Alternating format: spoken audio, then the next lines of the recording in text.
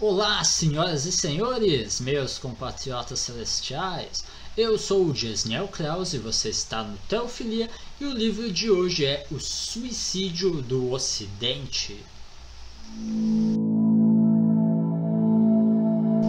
Muito bem, então, como já foi dito, o livro de hoje é O Suicídio do Ocidente, um ensaio sobre o significado e o destino do esquerdismo, de autoria de James Burham. Este livro ele é publicado então pela Vide Editorial em 2020, um livro interessante, tem bastante coisa para a gente comentar aqui a respeito dele. Um pouquinho então ainda sobre o autor, né? Ele vai viver de 1905 até 1987. Uma das coisas mais interessantes a respeito do autor é que ele foi líder do movimento trotskista na década de 30. Nos Estados Unidos. Quando então ele acaba se decepcionando com tudo mais, ele vai relatar aqui no livro como é que isso ocorre e torna-se então um proeminente conservador, vai entrar no movimento do conservadorismo nos Estados Unidos. Tá? Na introdução, que é escrita aqui por Roger Kimball, tem alguns pontos então bem interessantes para a gente destacar, vamos aí comentando cada um dos tópicos, e depois aí vários dos capítulos aqui presentes. Primeiramente na página de número 16. Então, na página 16, falando aqui sobre o Burham, Ele era quase tão contundente contra o que Tocqueville, o Alexander de Tocqueville, escreveu A Democracia na América, contra o que Tocqueville chamava de despotismo democrático, ou seja, a tendência das democracias de trocar liberdade por igualdade. Afinal de contas, as pessoas são desiguais, então numa sociedade livre tende a ser uma sociedade também desigual. Uma sociedade totalmente igualitária terá que ser feita pela força, então você precisa abrir mão daí da liberdade, tá?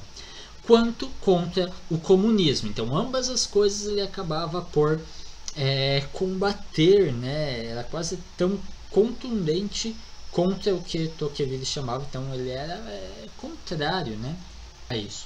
Depois, já na página seguinte, a página de número 17, ele faz um comentário interessante. Em muitas searas, chamar alguém de politicamente incorreto, hoje em dia é popular esse termo, tornou-se um método popular para desacreditar suas opiniões sem a inconveniência de permitir que sejam ouvidas. É um truque retórico esperto, para não dizer covarde. Ele permite que se ignore alguém com o expediente simples de declarar seus argumentos como além da medida, extremados, ou seja, indignos de um lugar no fórum das deliberações públicas. No fundo, o procedimento é uma forma de ostracismo político. O objetivo é silenciar alguém sem proibi-lo de falar, mas negando-lhe quem o escute. Daí vem essas manias que nós temos de sempre sermos a extrema. Quem de nós já não foi chamado de extrema direita? É sempre assim. Então essa forma de tentar já desacreditar o que você vai dizer sem que você tenha ao menos dito alguma coisa, e sem dar a você o crédito de ser ouvido, já ser barrado, ser cancelado, como diriam hoje em dia, antes mesmo de falar, porque você é um extremista, você não sei o que. Depois vamos para a página de número 18, uma nota biográfica sobre Burham. Ele matriculou-se em Princeton em 1923. Formou-se em inglês como o melhor da turma e seguiu para Baylor para estudar inglês e filosofia medieval. No corpo docente havia um professor desconhecido de inglês antigo chamado J.R.R. Tolkien. Sim, Burham foi aluno de Tolkien em Oxford, essa faculdade que ele menciona ali, Balliol, é uma faculdade dentro de Oxford, então ele estudou lá e aos pés de Tolkien, que é interessante esse dado. Depois vamos para a página 21. Claro que Burham dificilmente foi o único beneficiário privilegiado do capitalismo a abraçar o comunismo enquanto se apegava firmemente à sua conta bancária. Nada comum hoje, que o pessoal vai chamar de esquerda caviar, né? Então o cara se agarra na sua conta bancária enquanto defende aí a teoria comunista, né? Sua independência intelectual, porém, tornou-o um militante não confiável.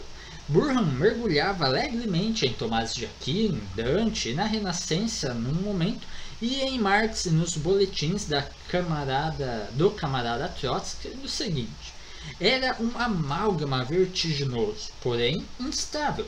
Segundo Kelly, que é um biógrafo dele, tá, o Kelly, eu nem lembro o nome completo dele agora.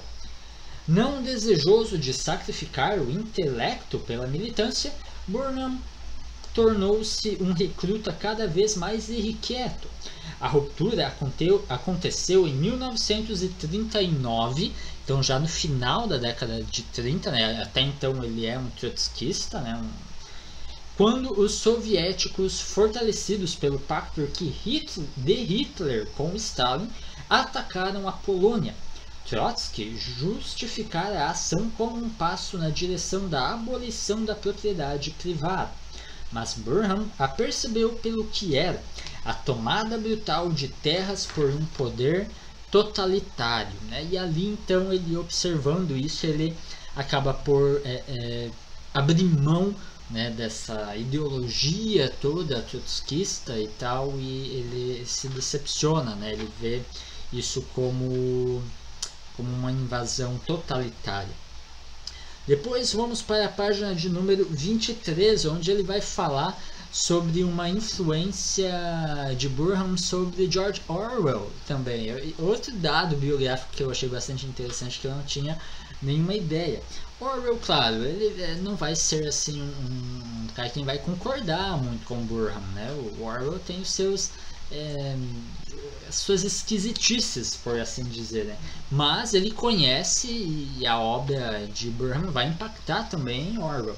E aqui ele escreve: fica claro que, quaisquer que fossem as suas críticas, né, de Orwell para Burnham, Orwell foi profundamente influenciado por The Managerial Revolution em 1984, que no caso a obra de Orwell, né, 1984, não no ano, né?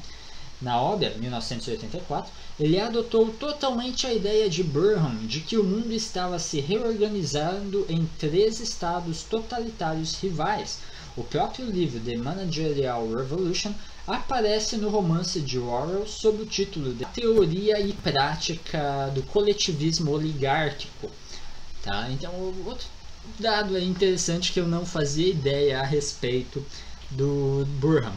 Depois disso, vamos para a página de número 24, onde ele vai mencionar então a questão assim de Burnham sendo um cara realista, né? O conservador como um todo, sempre ser realista na política, né? A gente tem consciência das mazelas da humanidade, enfim, eu passo a ler aqui. Por enxergarem a humanidade como de fato era, com sua imperfeição, sua deslealdade, seu desejo incessante por poder, eram os verdadeiros amigos da liberdade. Eles não trocavam liberdades reais por idealidades agradáveis de ouvir, porém vazias. Compreendiam que toda liberdade política é liberdade imperfeita, conquistada por meio de luta, preservada com dificuldade e constantemente sujeita a ataque e restrição. Então a gente sempre fala isso, né? A gente desconfia muito de utopias, de coisas assim muito idealizadas, muito distantes da realidade. Tá? E o Campbell também menciona isso aqui na introdução. Após isso, vamos para a página de número 26. Segundo Burnham, pelo fato de o comunismo nas nações democráticas fazer uso da liberdade de expressão para abolir a liberdade de expressão, seu próprio direito à liberdade de expressão tinha de ser cerceado, ou seja, o Burnham não é lá muito a favor de uma liberdade de expressão assim totalmente aberta. Ele acha que há limites, e para o comunismo, como a intenção dele seria de, no fim das contas, cercear, cortar de uma vez por todas a questão da liberdade de expressão, então a sua própria liberdade de expressão também não deveria ser concedida, tá? Isso na ideia do Burnham. E depois vamos para a página de número 29, que é o último tópico aqui de minha parte a respeito da introdução do livro. E ele diz: sob certos aspectos, o Suicídio do Ocidente, o nome da obra, é uma obra vinculada a uma época.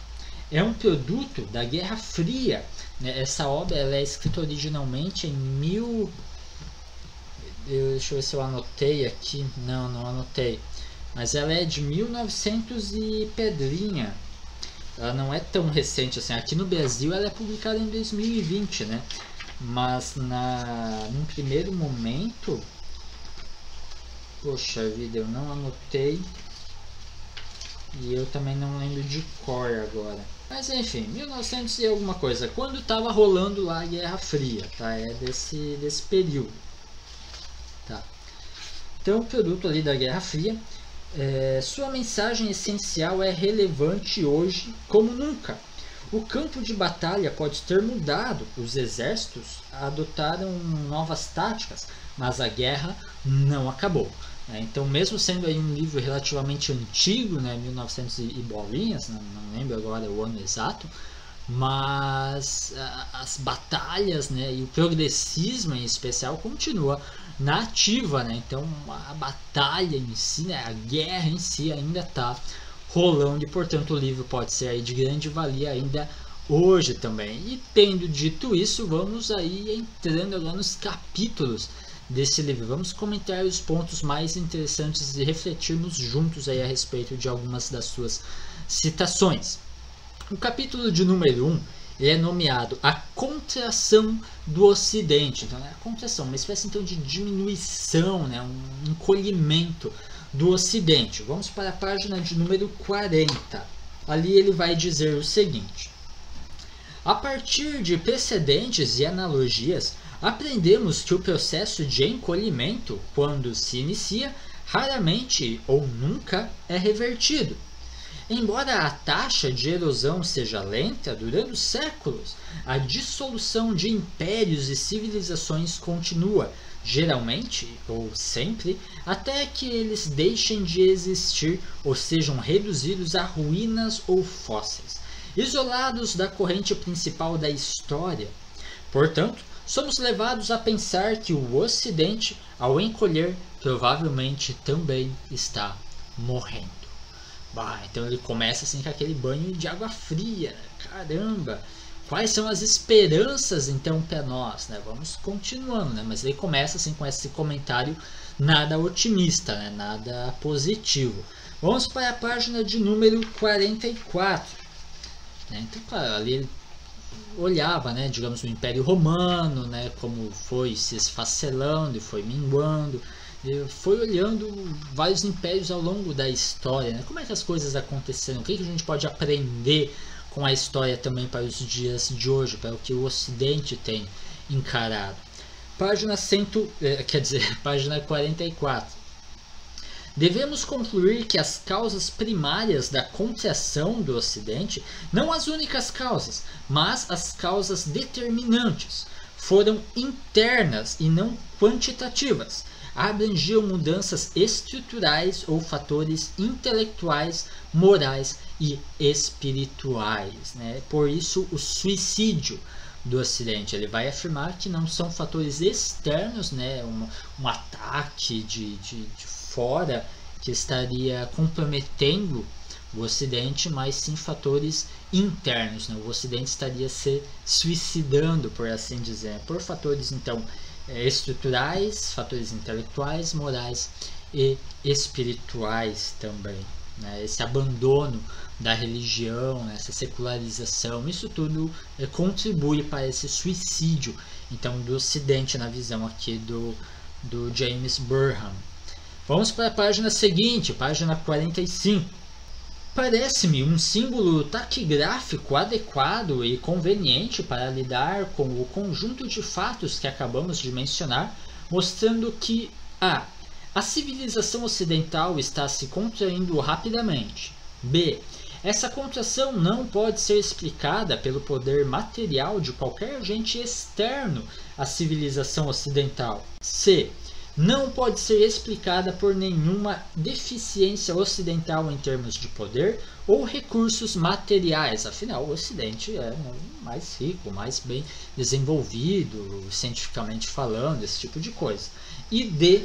Deve, portanto, derivar de fatores internos, estruturais ou imateriais. E ainda na página 35, mas um pouco mais abaixo, este livro é um conjunto de variações sobre uma única e simples tese subjacente, a de que aquilo que os americanos chamam de esquerdismo é a ideologia do suicídio ocidental. De esquerdismo, de progressismo, ele vai intercambiar os termos aqui ao longo do ano, né? Mas então essas coisas que a gente chama aí de esquerdismo, progressismo, né? Enfim, vamos comentando aí ao longo do livro, né? Mas essa é, segundo ele, a ideologia do suicídio do Ocidente. Vamos partir para o capítulo de número 2. Quem são os esquerdistas? Pergunta ele.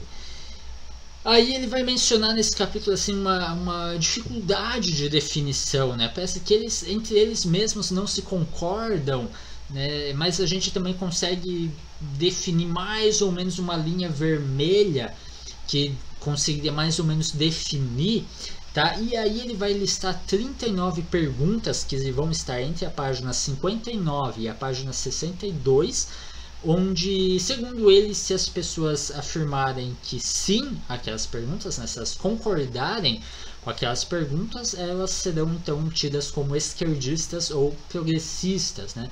E quanto mais perguntas você discorda dessas ali, então mais distante você está do esquerdismo ou do progressismo.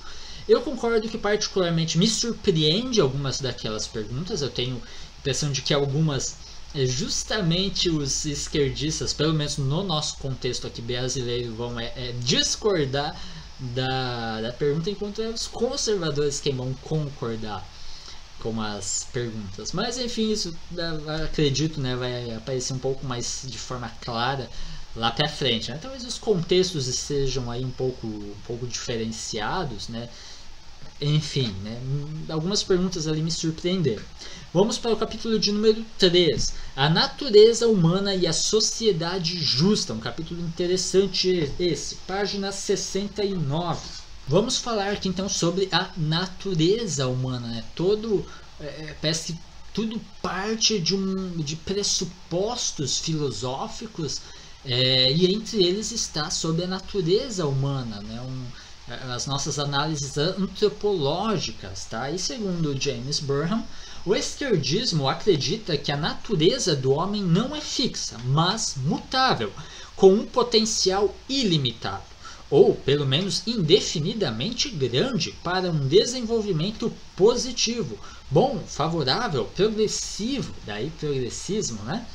Isso pode ser contrastado com a crença tradicional expressa nas doutrinas teológicas do pecado original. Por isso que o progressismo ele não é compatível com a teologia cristã ortodoxa, né? E parte de pressupostos da natureza humana completamente antagônicos, né? Nós cremos no pecado original, né? Para usar um termo mais reformado, mais protestante, né? Na depravação total do ser humano, né? Então tá, do pecado original e na existência real do demônio, de que a natureza humana tinha uma essência permanente e imutável e de que o homem é parcialmente corrupto e limitado em seu potencial. O homem, de acordo com o progressismo, nasce ignorante e não perverso, como seria na teologia cristã. Então é um pressuposto assim, a respeito da natureza do homem que já não combina, né? Já não se casam ali. E claro, isso aqui vai me lembrar bastante o Rousseau, que vai aparecer um pouquinho depois aqui, né? Que o Rousseau vai afirmar então, né, de que o homem nasce bom e é só a sociedade, é só a convivência social que vai o corromper. Então, o que eu já comentei em outros vídeos, é um perigo, porque é na família que nós temos a primeira convivência social da criança, né? Então, assim, a família se torna o berço de toda a corrupção humana e, portanto, ela deve ser cerceada, deve ter a sua liberdade restringida, né? E o Estado, então, acabaria por supervisionar essa educação que a família dá à criança, né? Para que não perverta esse serzinho imaculado, né? Que nasceu ignorante, por assim dizer. Ainda na página 69, então, no século XVIII, Rousseau, Condorcet, que esse particularmente eu ainda não sei quem é, eu preciso pesquisar mais a respeito, né? Condorcet, Diderot e outros filósofos franceses do Iluminismo fizeram um ataque frontal. Eles rejeitaram abertamente o dogma do pecado original e a teoria filosófica correspondente. Em seu entusiasmo retórico, ensinaram que o homem é naturalmente bom, não ruim ou corrupto, e sustentaram que as potencialidades do homem são ilimitadas, que o homem, em outras palavras, é perfeito no sentido de ser capaz de alcançar a perfeição. E é importante a gente ressaltar, a gente afirmar esse tipo de coisa a respeito de Rousseau, porque eu mesmo já vi, né, em debates que eu tive com cristãos assim, progressistas, né, esquerdistas, que colocavam Rousseau como sendo um calvinista, né, uma pessoa ligada à teologia reformada, calvinista e tal. E, poxa, nada mais distante da realidade, né?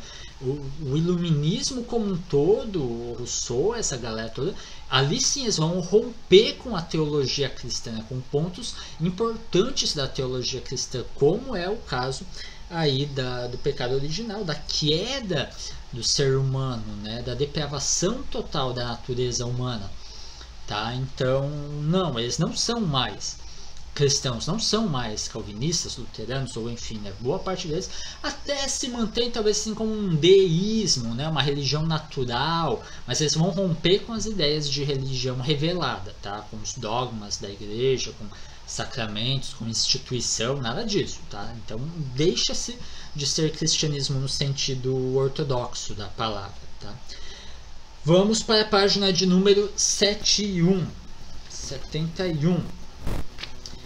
Não obstante, há muitos casos em que um determinado indivíduo está comprometido em razão de sua religião ou de uma teoria psicológica ou biológica com certa visão da natureza humana, né? O caso aí do cristianismo, né? A visão teológica, religiosa, vai mandar em qual vai ser a nossa visão também do ser humano, né? De um ser corrupto, um ser caído, um ser que não pode ajudar a si mesmo.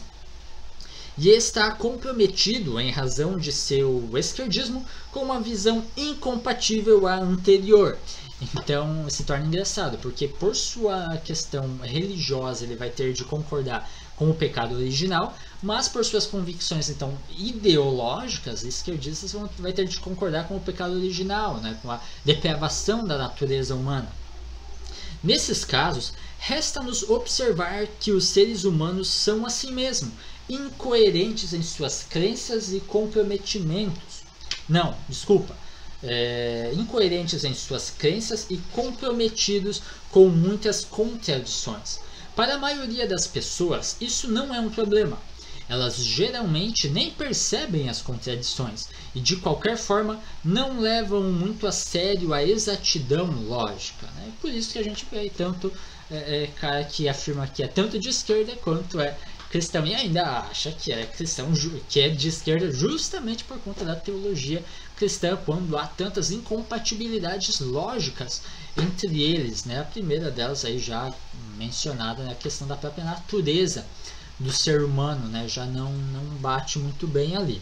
Vamos para a página de número 78 agora. Parece-me que a atitude em relação à tradição constitui a maneira mais precisa de distinguir progressistas de conservadores, né? Como é que cada um vai lidar com a questão da tradição?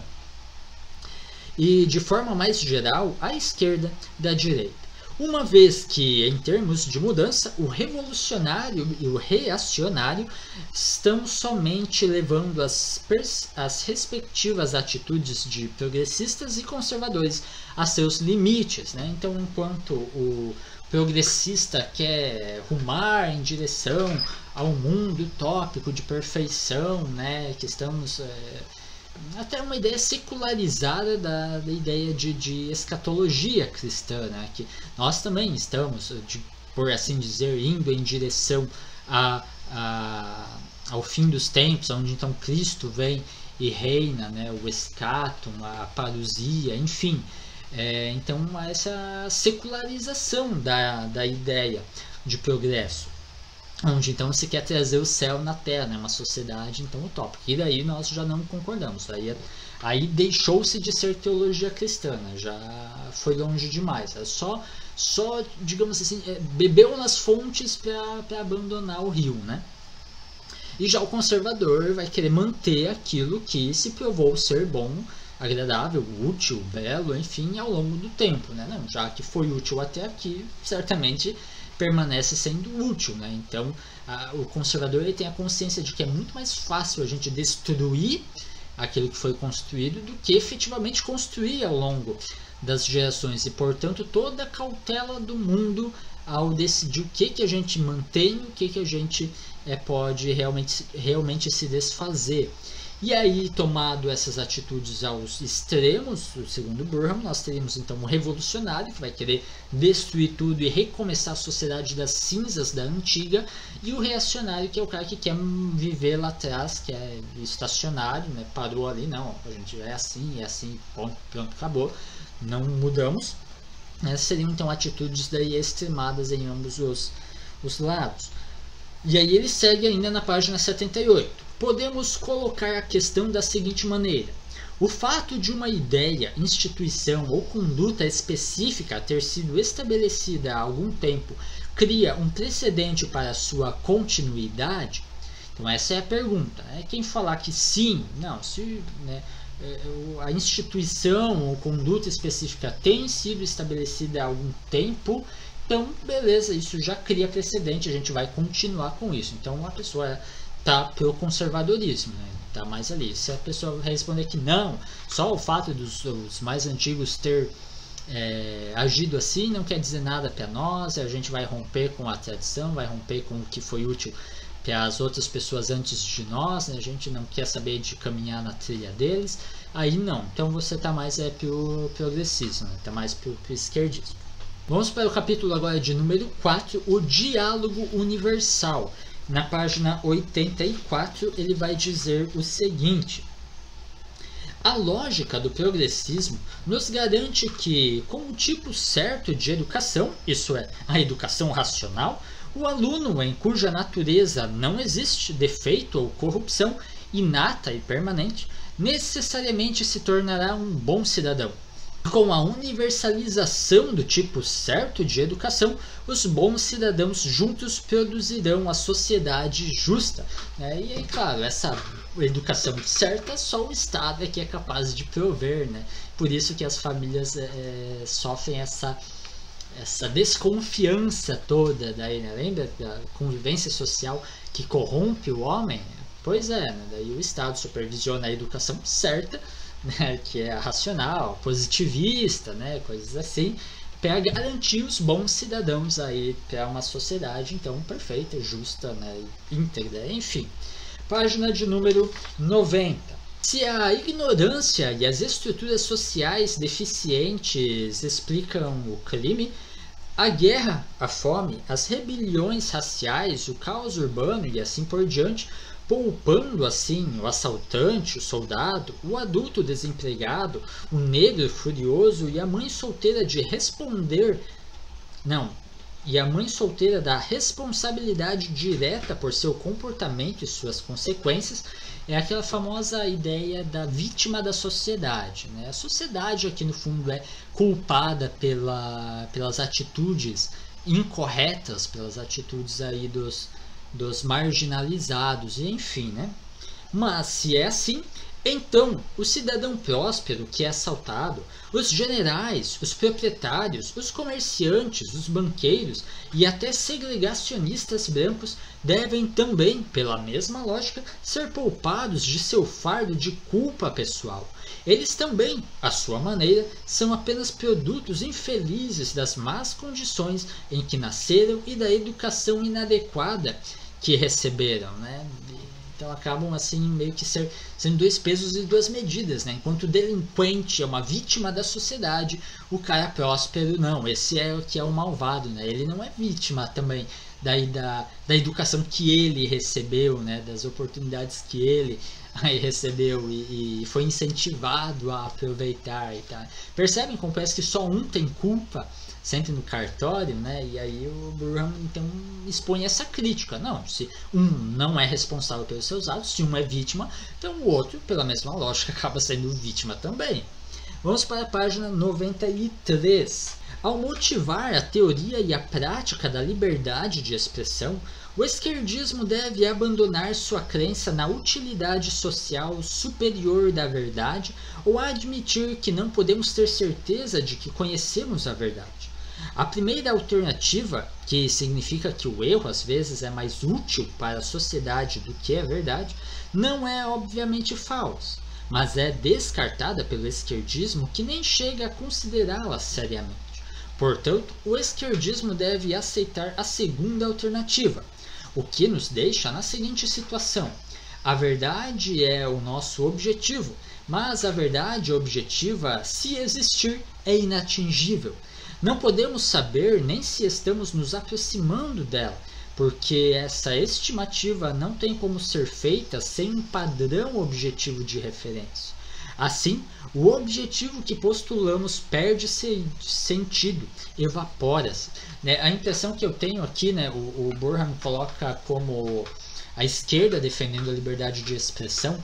Hoje em dia a impressão que eu tenho é que é muito mais os conservadores defendendo as questões de liberdade, entre elas a liberdade de expressão, pela sua posição social, né? Parece que no contexto aqui em que o Burham escreve, o esquerdismo meio que estava assim buscando seu lugar ao sol, né? Então, claro, vai defender a questão da liberdade de expressão porque ele próprio quer se expor. E hoje que eles meio que já tomaram conta assim das universidades, da mídia, né, da academia, esse tipo de coisa assim, eles já tá meio que a maioria é de progressistas que está lá, então eles começam a cercear a questão da liberdade de expressão. A liberdade de expressão é para mim, né? Para os outros não. Quando eu tomo conta, então não tem mais essa questão aí de liberdade de expressão. E aí cá estamos nós, daí que começamos a nos ver sem muita voz, né? Começamos a nos ver sendo aí cancelados, né? Tendo as contas de Twitter e de não sei o que cortadas e bloqueadas, esse tipo de coisa. Aí tá a gente daí brigando pela liberdade de expressão. Afinal, nós agora que queremos ser ouvidos, né? E é a impressão que eu tenho, tá? É a impressão que eu tenho. Vamos agora para o capítulo de número 5, que se chama Igualdade e Bem-Estar, página de número 101. Eles também rejeitam o sistema de cotas, e é aqui que me surpreende. Era uma das perguntas lá, uma das 39 perguntas. Principalmente sistemas relacionados à raça, cor ou religião, na admissão de alunos em universidades e nas instituições profissionais. Um sistema de cotas poderia atender ao ideal da igualdade aritmética, então numérica, né? Mas implicaria discriminação qualitativas. E aqui me surpreende, porque aqui ele está falando dos progressistas, né, dos esquerdistas, que não aceitam, então, as cotas raciais, porque enxergam nisso discriminação racial, mas não é o nosso caso aqui no contexto brasileiro, né? Parece que aqui é justamente a esquerda que fica brigando aí por cotas, porque tem que ter cota para índio, para negro, para trans, né? Um monte de coisas aí, cota. E já é os conservadores que vão criticar isso, que não, cada um tem que entrar ao seu mérito, né? Vai fazer a prova, se deu bem, entra, se não se deu bem, não entra, né? Por mérito, né? Parece que contextos um tanto diferentes, né? Me surpreende essa colocação do Burham. Depois, na página 105, ele vai mencionar um tal de professor Scapiro, que eu não sei quem é, mas ele fala uma coisa muito legal sobre o secularismo iluminista, e eu passo a ler. O secularismo do iluminismo guerreou contra todas as religiões reveladas, por terem sua origem nos medos e superstições da vida primitiva. De acordo com o secularismo, a meta suprema do homem era alcançar a felicidade neste mundo por meio de ideias mundanas e pelo método científico. A maior parte dos pensadores do iluminismo acreditava no teísmo, ou na religião natural, segundo a qual Deus criou o mundo e as leis naturais para governá-lo. Entretanto, eles não acreditavam em dogmas teológicos, zombavam dos rituais e repudiavam as igrejas, tá? Então isso precisa sempre ter em mente, sempre estar no nosso horizonte quando a gente pensa aí nos iluministas, tá? Eles rompem ali com a teologia cristã. Tá? Ainda na página 105, de acordo com a doutrina progressista, a religião separada por um muro sólido do Estado é um assunto privado, uma questão de crença individual e filiação pessoal e voluntária. Né? Então a religião ela diz respeito tão somente à vida privada do indivíduo, ela não tem nada para dizer para a vida pública, né? E claro, mais para frente aí nós vamos hoje em dia principalmente ter o que a gente chama de teologia pública, né, que vai combater essa ideia. Eu lembro o Adam Kuyper fala muito disso, né, que os cristãos não devem se reservar os seus guetos teológicos, né, eles têm muito a contribuir para a vida social, né, para a política, para a economia, para as artes, enfim, né, nós somos cristãos integralmente, né, e não somente na nossa vida privada. Isso sempre me lembra também o próprio C.S. Lewis, né, quando ele diz que quando o mundo moderno disser para você que você pode ser cristão quando estiver sozinho, ele sussurra nos seus ouvidos que ele vai garantir que você nunca esteja sozinho, né? É uma frase que me marca bastante de C.S. Lewis. Capítulo de número 6, pensamento ideológico, e vamos para a página de número 118. Numa democracia, explicava o memorando, falando aqui sobre um memorando numa universidade, né? Então, numa democracia, todos têm o direito às próprias convicções e atitudes em relação aos outros, mas todas as atitudes e convicções precisam estar fundamentadas na verdade e na razão. Atitudes e convicções fundamentadas na verdade e na razão são aquelas coerentes com a ideologia esquerdista, obviamente. Né? Então, isso me lembra que é a história do Henry Ford. Né? Todo mundo pode ter carro da cor de que quiser, desde que seja preto. Né? Então, é a mesma coisa. Pode ter a opinião que quiser, mas precisa estar baseado na verdade. E a verdade é o esquerdismo. Né? Típico. Um jogo de palavras, né, para dar a impressão de que a gente tem liberdade de ideia, enfim, que a gente não vai sofrer nenhum tipo de opressão, quando na verdade a gente sabe muito bem o que acontece com quem tenta pensar diferente dentro da universidade ou coisa assim. Né? Página de número 119. Observo, devidamente documentado, que em países regidos pelo Partido Comunista, os trabalhadores estão em piores condições e exercem ainda menos influência no governo do que em países não comunistas. Né? Bem típico. Né? A gente pode ter aí uma série de exemplos, né? Desde a falecida União Soviética para os países aí mais recentes, né? De Cuba e tudo mais, a gente vê certinho aí, da China, né? Contemporânea, de como funciona, né? Como os trabalhadores lá estão em condições muito piores do que países livres como o nosso, né? E relativamente livre ou outros países, enfim. Páginas 121 e 122 sobre os ideólogos aqui. Um ideólogo, aquele que pensa ideologicamente, não pode perder. Não pode perder porque sua resposta, sua interpretação e sua atitude foram determinadas de antemão em relação à experiência ou observação em particular. Elas derivam da ideologia e não se sujeitam aos fatos. Não existe argumento. Uma observação ou experimento que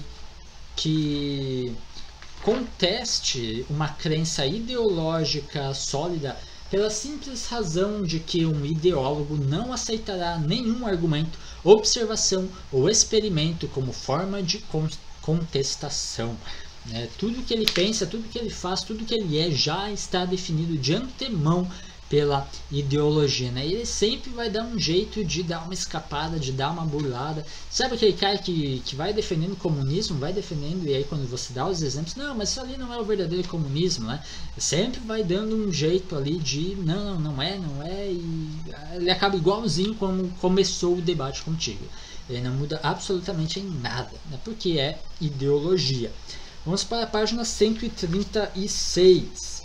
A ideologia esquerdista, que ao agarrar-se em uma teoria otimista da natureza humana e da história, ao negar a realidade objetiva do mal e afirmar que todos os problemas sociais podem ser resolvidos, exclui a tragédia patente. Não consegue encarar esse fato trágico. Essa é a verdadeira razão para o esquerdista repetir a afirmativa, com base na doutrina e não no fato, de que temos capacidade para prover alimento suficiente para todos, quando o fato é trágico. Sua ideologia o protege do fato. Então, repetindo, quando o fato é trágico, sua ideologia o protege do fato. Então, vamos logo aí para a página de 140. É uma característica do pensamento ideológico, seja qual for a ideologia, que ele não possa ser refutado pela análise lógica ou por evidência empírica. A gente já conversou sobre isso, Tudo que é ali já está definido de antemão, e não importa as evidências, a gente sempre vai dar um jeito de burlar elas, de achar alguma válvula de escape. Enquanto eu me agarrar fervorosamente à ideologia, não há acontecimento, observação ou experimento que possa, em hipótese alguma, contradizê-la. Sempre posso ajustar minhas categorias e minha atitude para justificar o que quer que aconteça ou o que eu observe. Se necessário, posso fechar os olhos. E aí a gente simplesmente ignora os massacres, a gente simplesmente ignora tudo de ruim que acontece contra aquilo que eu acredito a partir da minha ideologia. Então, se torna muito simples. Vamos para o capítulo de número 7. Uma observação fundamental feita de passagem. Página 143. Nesse capítulo, então, de número 7, ele vai fazer uma espécie de tabela, onde ele então vai colocar assim, elementos da dimensão doutrinária da síndrome progressista, e ao lado, acho que não dá para ver muito bem, agora deu para ver, legal, E do outro lado, um possível conjunto de elementos não progressistas contrastante. Então ele vai fazendo diversas afirmações, na ideia dele, progressistas, então esquerdistas, e algumas afirmações contrárias a ela, tá? Aí vamos partir para a página de número 153 e 54, onde eu sublinhei alguma coisa. As lições mais amargas do passado sobre as limitações e as imperfeições da natureza humana têm sido confirmadas de forma continuada por guerras com 10 milhões de mortos, por perseguições e torturas em massa, pela deliberada inanição de inocentes, pela matança injustificável de dezenas de milhares, pela criatividade da ciência usada para aperfeiçoar métodos de terror em massa, novas formas de escravização, genocídios gigantescos, a extinção de nações e povos inteiros. A bem da verdade, os registros do presente, assim como os do passado, não são de total escuridão, pois os crimes e os horrores são mesclados com realizações de atos de misericórdia e heroísmo. No entanto, tendo em vista o que o homem fez e faz, só um ideólogo obcecado com as próprias abstrações pode continuar fixado numa visão de natureza humana inatamente não corrupta, racional e de uma plasticidade benigna, possuidora de um potencial ilimitado para concretizar a sociedade justa. Então, só um cara assim, muito ideólogo, um cara muito, que não olha para a história, que não vê as coisas acontecendo para acreditar que o homem não é caído, né? Que nós não estamos tratando de uma natureza humana aí totalmente depravada. Página de número 157. A Alemanha foi a nação mais alfabetizada, de nível educacional mais elevado no século XX. E a Alemanha gerou Hitler, o nazismo e as câmaras de gás. O ímpeto russo pelo poderio totalitário mundial só se torna mais bem equipado e mais ameaçador à medida que os russos, antes analfabetos, se tornam mais instruídos. As universidades da Índia e do mundo árabe, assim como da Europa e da América, criaram mais comunistas do que as aldeias atrasadas. Isso aqui me lembra bastante C.S. Lewis novamente, né?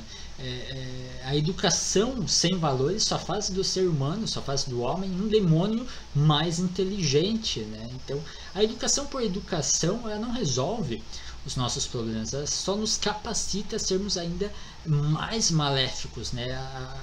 Usarmos mal a nossa inteligência, né? Para criarmos as formas assim, mais variadas de fazer guerra, de causar destruição, morte e enfim, né? Então a natureza humana, ela é terrível. Página 158. Há ainda outra dificuldade na crença progressista de que a eliminação da ignorância como obstáculo principal produzirá a sociedade justa. Suponhamos a seguinte pergunta: como a ignorância deve ser superada? Pela escolarização institucionalizada universal, presume-se. Esse é o remédio que os progressistas sempre defenderam nas esferas em que não conseguiram garantir. Segundo suas próprias regras, o progressismo não pode aceitar como um método adequado para eliminar a ignorância o tipo de educação nas tradições, comportamentos, hábitos folclóricos locais e crenças assimiladas sem censura que uma criança recebe em casa com a família ou a educação religiosa feita pela igreja. Pelo contrário, o lar, a igreja, a família são vistos como fontes prováveis de falhas, de superstições e preconceito que a educação apropriada precisa superar, né? A família enquanto berço de toda a depravação humana, uma vez que é a sociedade que vai corromper esse homem que nasce bom. Portanto, a educação ainda torna-se então institucionalizada, né, e totalizante. Em seguida, nós vamos agora para o capítulo de número 8, que diz: os esquerdistas realmente acreditam no esquerdismo? Na verdade, ele pergunta, né? Não é uma afirmação. E aí, na página 174, ele vai afirmar o seguinte: e se o governo, que realmente personifica a vontade democrática do povo, tornar-se uma tirania horrorosa? E não a sociedade livre, científica e aberta da prosa enfatuada de John Dewey? E se suas crianças forem criadas de modo progressista, livres das disciplinas tradicionais, da superstição e dos costumes, mas deixadas livres para desenvolver as próprias naturezas livres, virarem monstros? Virarem, digamos, os monstros delinquentes que hoje perambulam pelas selvas de concreto de nossas grandes cidades? Não, temos de repetir: se a natureza humana é marcada por defeitos inatos, se a descrição otimista do homem é injustificada, então toda a fé esquerdista é inútil. Uma afirmação forte, né, dele. Vamos agora logo para o capítulo de número 9, a ordem de valores do esquerdista. É interessante o que ele faz ali também. Na página 179, ele vai dizer então sobre essa questão de ordens, tá? Como regra, não são os diversos valores, ideais, metas adotados por alguém que mais revelam sobre seu caráter e conduta, mas antes a ordem de prioridade em que os valores são dispostos. E o James Burham, ele vai colocar então como os valores sendo liberdade individual, liberdade nacional, justiça e paz. A ordem em que esses valores ser postas que vai definir então se seria para o progressismo, para o conservadorismo, né? Como é que tá cada um, e em épocas diferentes isso vai se alterando também. A gente percebeu com alguns pontos aqui colocados pelo Burham e nosso contexto contemporâneo, como já mudou algumas coisas, mas vai distinguir então entre esses nichos de pensamento, né, esses nichos de pessoas. E aqui ele vai mencionar também a questão da indignação seletiva, né, que a gente tão bem nota, né? Dependendo do que alguém fala, né, se for um cara de direita aí, meu chapéu de palha, né, o fim do mundo, o cara tem que ser preso, tem que ser fuzilado, não sei o que.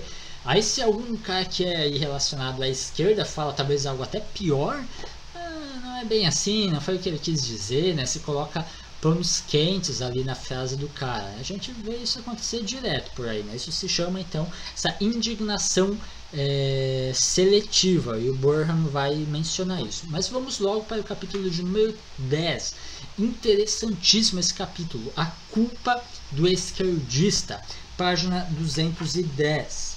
O cristianismo, a religião tradicional da civilização ocidental, encara a realidade da culpa, oferece uma explicação para ela e uma resolução para a ansiedade que ela inevitavelmente gera. Cada um é culpado simplesmente por ser uma pessoa, né? A gente nasce em pecado, a gente nasce em culpa. Porque a raça humana inteira, na pessoa de seu progenitor, cometeu um crime capital. O teor exato desse crime ou pecado é obscuro. Contudo, sua medida infinita é conhecida pelo fato de que ele foi cometido como um desafio à vontade do ser infinito, o Criador, a um só tempo do mundo e do próprio homem. Todo homem nasce, portanto, com essa culpa, e, já que ela é infinita, nenhum homem, nem todos os homens juntos conseguem, apenas pelos próprios esforços, extirpá-la. Entretanto, o próprio Deus escolheu livremente a única solução possível, se é que uma solução era possível, que ele, o ser infinito, encarnaria como homem e se sacrificaria, para que, mediante este sacrifício infinito, o homem e os homens pudessem se redimir de sua culpa infinita. Realizando o sacrifício, os homens podem se livrar da culpa ao serem batizados em seu nome, crendo nele e cumprindo sua vontade. Então, isso para a tradição cristã, né? Para a teologia cristã. Nós somos culpados, nós arcamos com a culpa, mas o próprio Deus encarna, possibilitando a remissão então da nossa natureza decaída, da nossa natureza corrompida, e a nova comunhão então para com Deus, né? O ser que é o máximo bem, o ser totalmente santo, que é contra quem nós pecamos. Tá, então o cristianismo apresenta a culpa, mas apresenta uma solução também para essa culpa. E aí o esquerdismo também vai ter uma culpa, tá? Página 216. A culpa é parte essencial do esquerdismo, e o sentimento de culpa é um elemento básico da motivação esquerdista, com todas as pesadas consequências decorrentes a partir daí, tanto para a conduta do indivíduo quanto para a prática social. A culpa do esquerdista faz com que ele se sinta obrigado a fazer alguma coisa. Não importa o que, não, eu preciso fazer alguma coisa, porque imagine só, eu sou um cara privilegiado, eu nasci homem, branco, né, eu tenho um emprego, eu sou culpado. Isso não lembra um cara aí que andou chorando, pedindo desculpa por ser homem na televisão há esses tempos? Pois é, tá aí a culpa do esquerdista, né? Então ele precisa fazer alguma coisa a respeito de todo e qualquer problema social, a curar todas as mazelas sociais. Na outra página, portanto, segundo a lógica da culpa esquerdista, temos o dever de prestar-lhe auxílio. E nós o fazemos, embora as evidências possam indicar que, pelo menos em alguns casos, o auxílio oferecido mais prejudica do que ajuda o beneficiário, talvez corrompendo funcionários, subvertendo a ordem social ou provocando inflação desenfreada. Pouquinho depois, pulando algumas linhas, não levanto aqui a questão se, nesses casos citados, a solução esquerdista é válida ou não. mas apenas que isso não faz a menor diferença. O problema real e motivador para os esquerdistas ou progressistas não é curar a pobreza ou a injustiça ou o que mais neste mundo, mas aliviar a culpa do próprio peito. E o que isso requer é algum programa, alguma solução, alguma atividade, seja ou não o programa, a solução e a atividade corretos. Eu achei interessantíssimo, eu nunca tinha pensado por esse lado, né? Então a questão não é que eu quero, né, que o esquerdista quer resolver o problema da pobreza, quer resolver a má distribuição de renda, coisa assim. O que ele quer é aliviar a própria culpa de se sentir o cara que é privilegiado, o cara que, poxa, é tanta gente passando necessidade enquanto eu tenho tudo aqui, né? Eu preciso fazer alguma coisa. E às vezes, ao invés de abraçar pequenas ações concretas, como o conservador vai defender, né, que as pequenas ações concretas do dia a dia, né, valem muito mais do que uma grande ideologia, um grande ideal a ser alcançado, uma sociedade utópica e perfeita lá na frente. Ele acaba partindo para esse lado que, convenhamos, é muito mais fácil, né?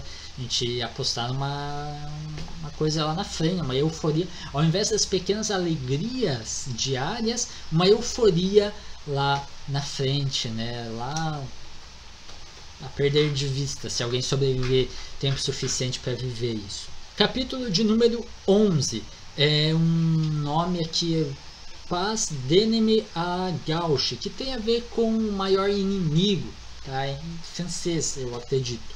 Página 237.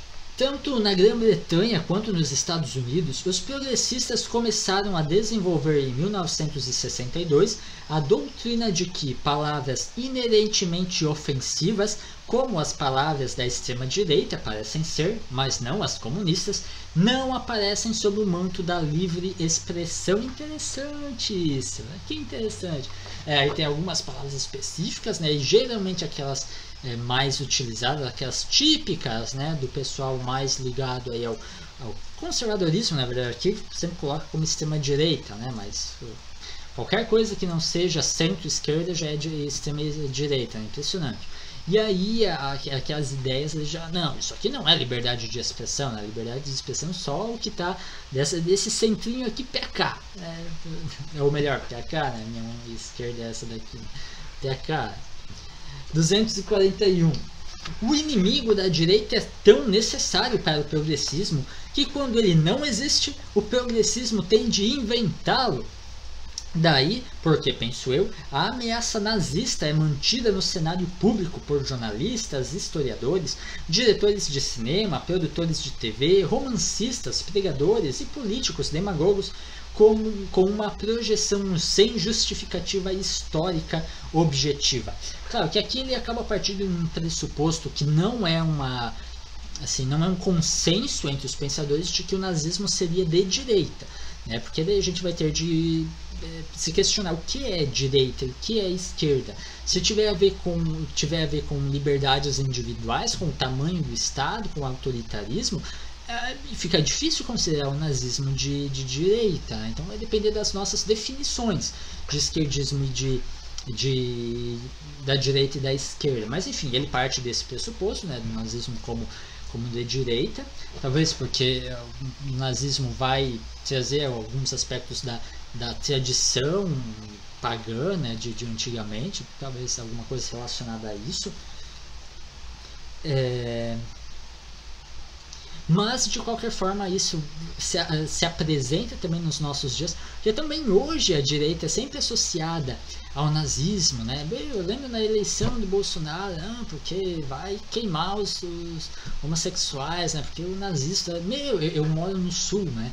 O que eu vi de figura no mapa do Brasil, aí o sul assim com uma suástica, né? Porque o sul, o Bolsonaro venceu em todos os estados, né? Então, porque o sul é todo nazista, vai catar coco, né? O que tem a ver uma coisa com a outra, né? Mas como se mantém sempre em alerta, né? Porque o perigo anda nos rondando, né? Temos que ficar alertas com ele.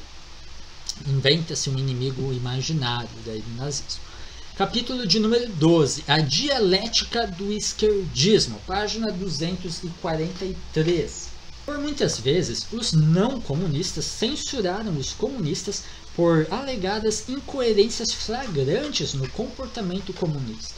A acusação é a seguinte: vocês, comunistas, exigem o máximo de liberdade de expressão, de liberdade de imprensa, de livre associação e outros direitos civis nos Estados Unidos e em outros países não comunistas. Entretanto, dentro de países onde os comunistas estão no poder, vocês suprimiram ou praticamente suprimiram todos esses direitos.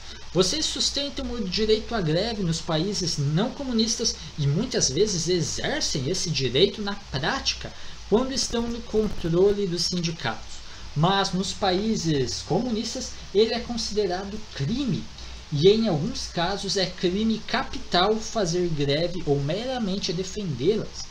Nos países não comunistas, vocês exigem o fim da guerra, o desarmamento e a paz e apoiam slogans e organizações pacifistas. Mas dentro da esfera comunista não são permitidos pacifistas, nem conversas pacifistas.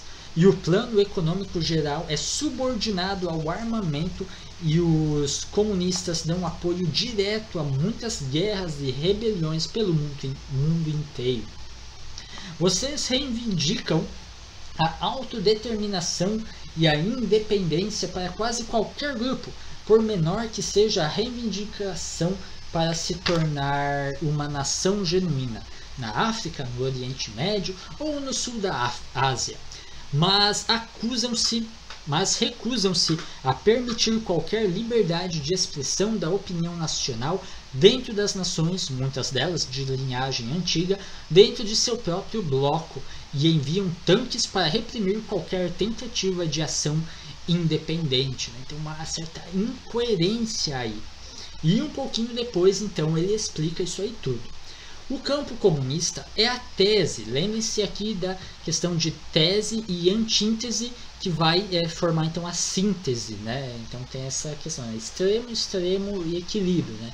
Tese, antítese e síntese. Então é Hegel, né, quem vai lidar com tese, antítese e síntese, é Hegel. O campo comunista então é a tese, que representa os interesses históricos da revolução, portanto, da paz, da liberdade, da justiça e do bem-estar e do futuro da humanidade no porvir de uma história verdadeiramente humana, que seria então finalmente a síntese, né?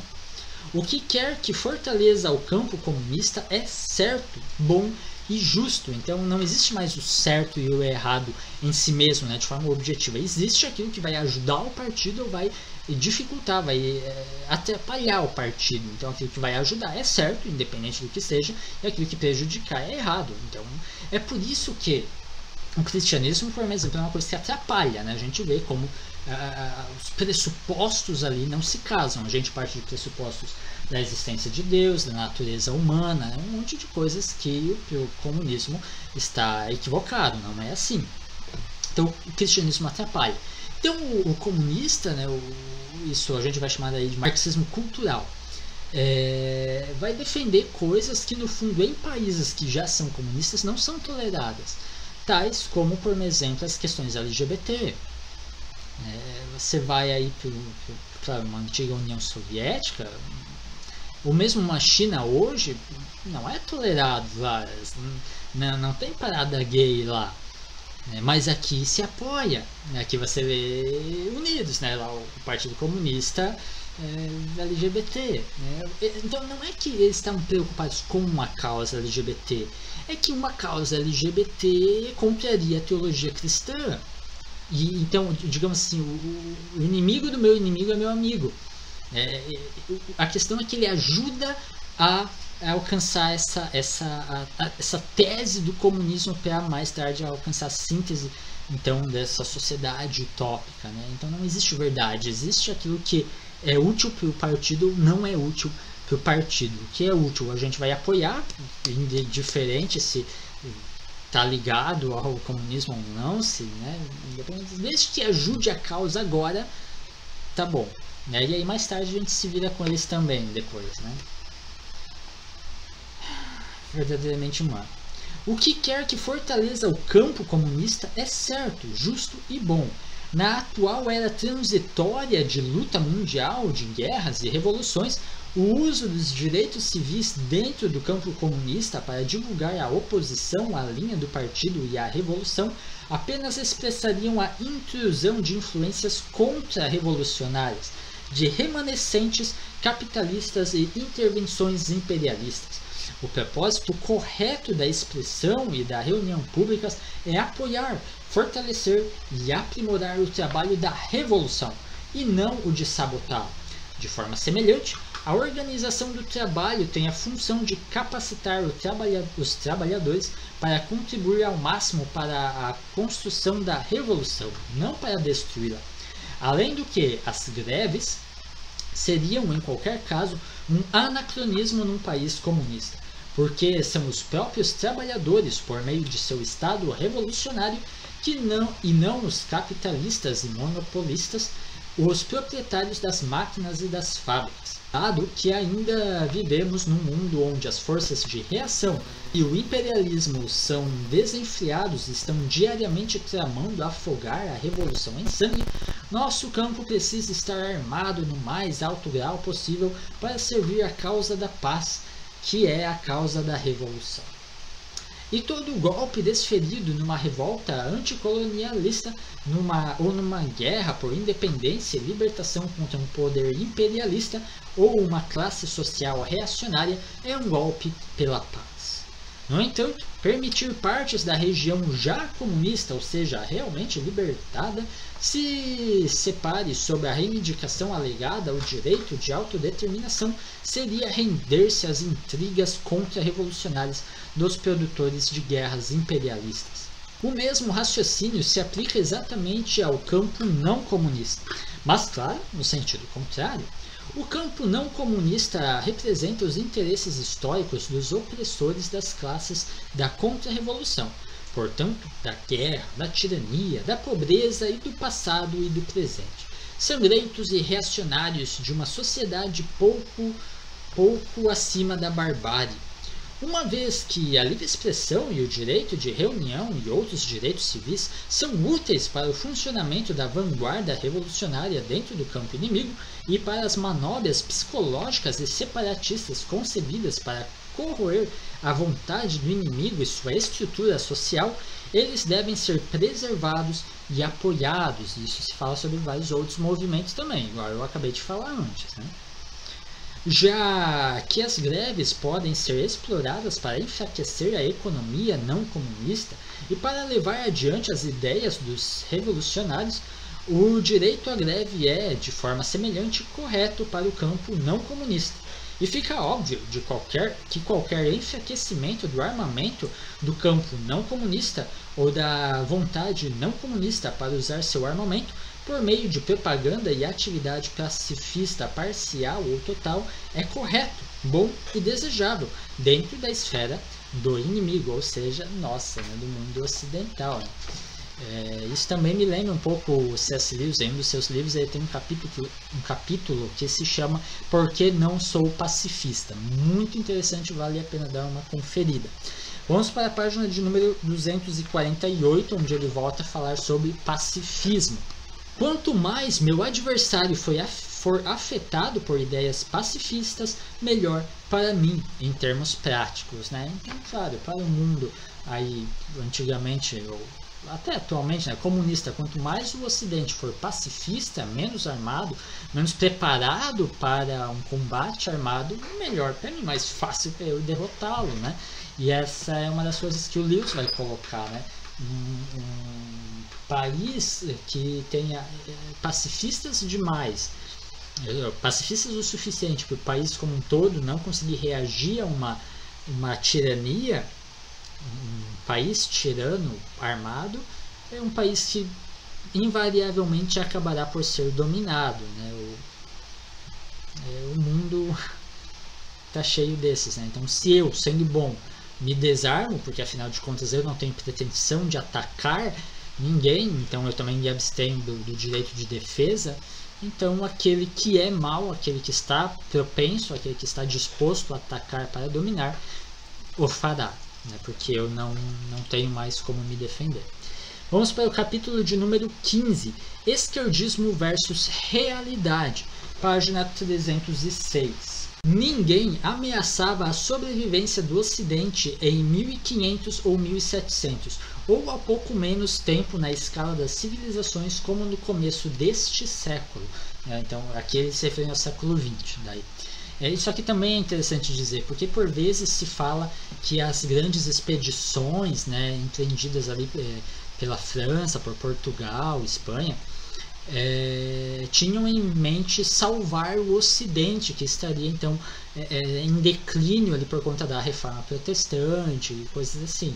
E não é bem assim, cara. Eu vejo que a reforma protestante está muito mais para um retorno à tradição antiga mesmo, né? O Lutero vive se baseando na patrística, nos pais apostólicos, nessa galera toda, Santo Agostinho, né?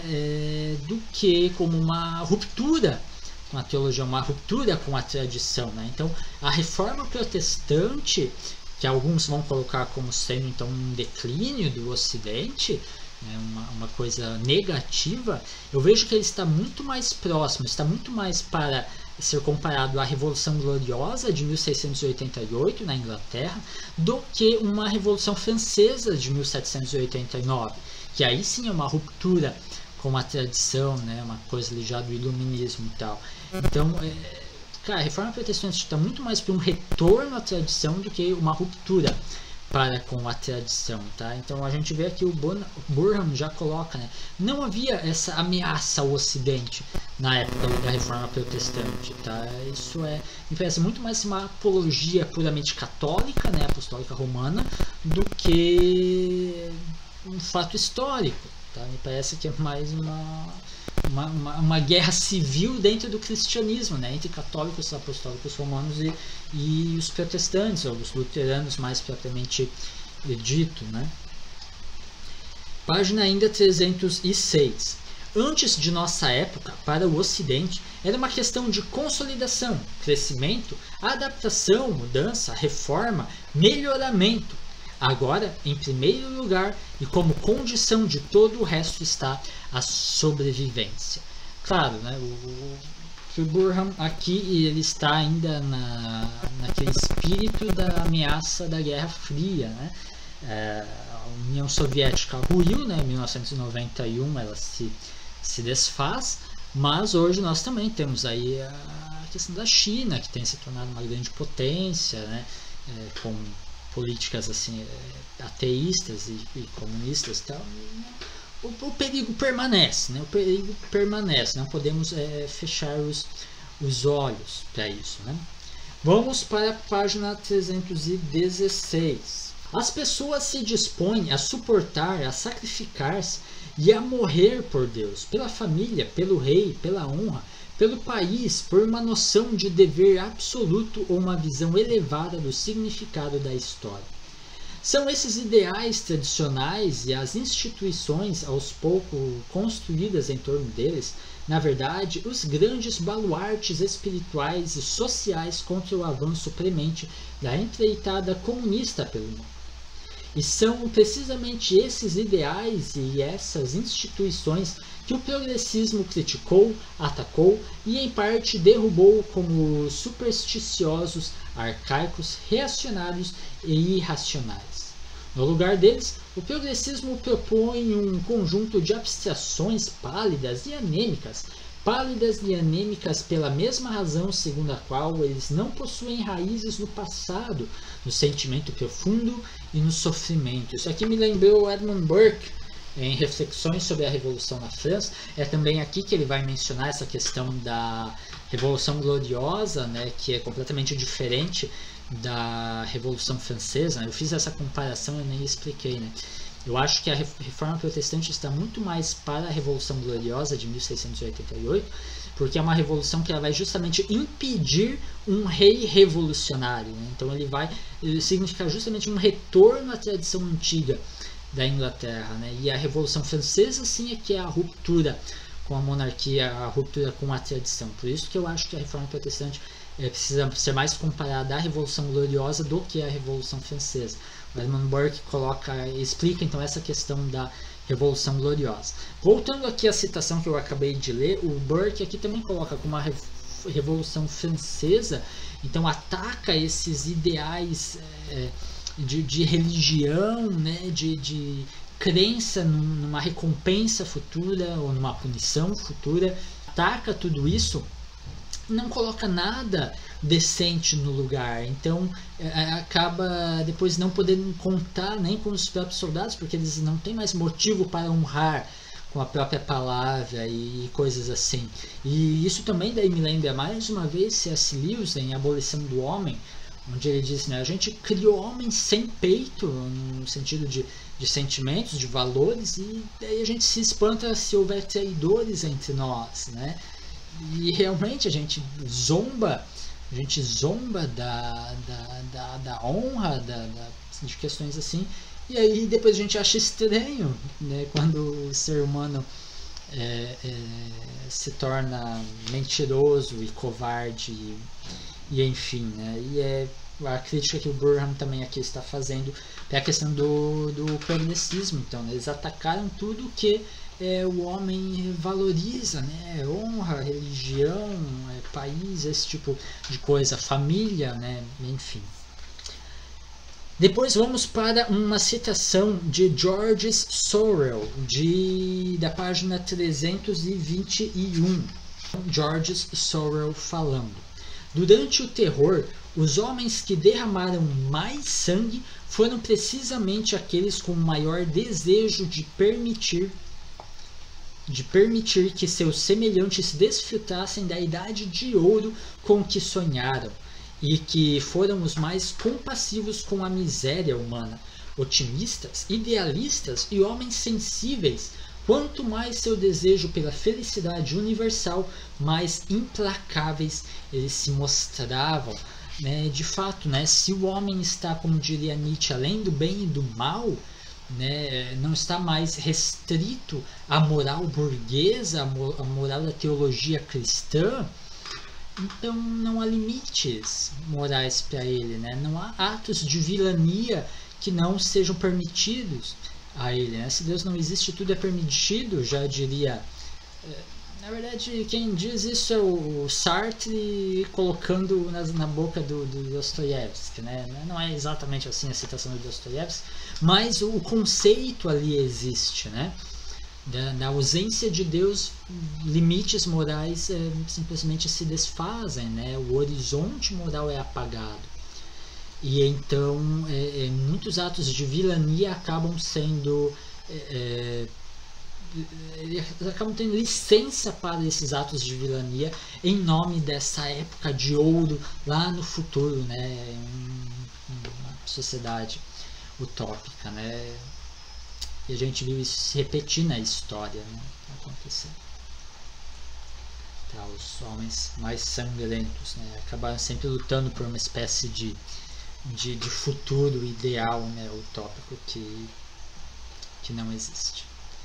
Ok, pessoal, vai até aqui as minhas reflexões em cima deste livro, O Suicídio do Ocidente, de James Burham. Espero que vocês tenham apreciado, tenham gostado, né? Sintam-se à vontade aí para comentarem se concordam ou não concordam, enfim, né? E falou, pessoal, até a próxima.